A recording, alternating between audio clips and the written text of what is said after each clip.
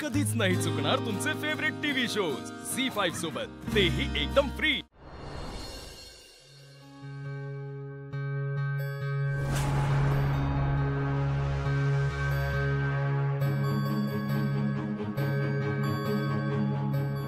Aditya sir सावरास होता ना। सावरू यार, काय बोलतेस तू?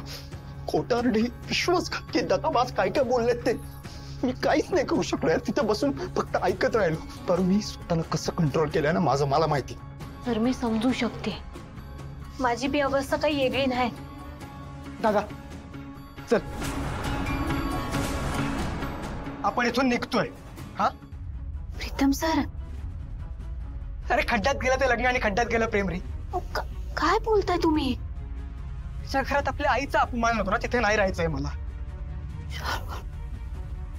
मी विसरून जाईन की प्रिया मॅडम माझ्या आयुष्यात होते। काय बोलताय? चला इथून। प्रीतम सर, काय बोलताय तुम्ही? त्यापेक्षा मरण पत्करेन मी, पण तुमच्याशिवाय नाही जगणार। बाहेर जे काही झालं त्यात माझी काय चूक आहे? तुम्ही मला का शिक्षा देताय? कारण तुम्ही त्या माणसाची मुलगी आहात ज्यांनी माझ्या आईचा अपमान केलाय आज। आबासाहेब म्हणतो ना मी त्यांना, हा रिस्पेक्ट देतो ना। ते माझ्या आईला इतकं अपशब्द कसं बोलू शकतात? प्रिया मॅडम, त्यांच्या जागेवर दुसरं कोणी असतं ना तर तिथल्या तिथे। मला खरंच नाही माहित आबा असे का वागले, पण आजपर्यंत मी आबांना कधीच एवढं संतापलेलं बघितलं नव्हतं। हा सगळ्या मागचं काय भूतकाळ आहे ना याची कल्पना नाहीये आपल्याला। बराबर बोलतायत प्रिया मॅडम।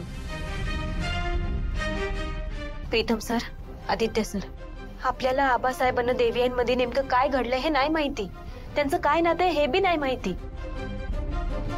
त्यामुळे मला असं वाटतंय की तुम्ही प्रिया मॅडम बरोबरचं तुमचं नातं खराब करू नका।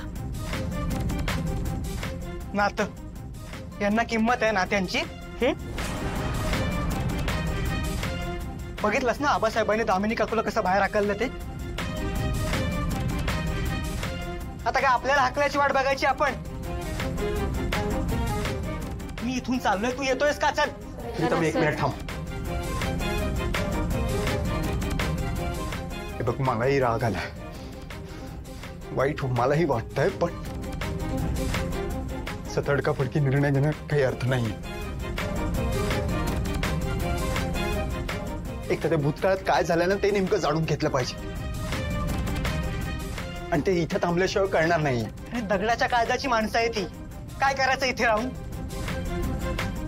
बघ, माझा डिसिजन झालाय, मी चाललोय। प्रीतम सर, पारू, तू मैत्रीण आहेस ना त्यांची, प्लीज समजाव ना त्यांना, तुझं ऐकतील ते।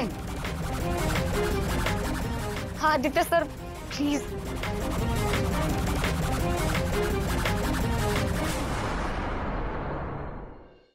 झी5 ॲप डाउनलोड करा आणि पहा सर्व एपिसोड्स एकदम फ्री।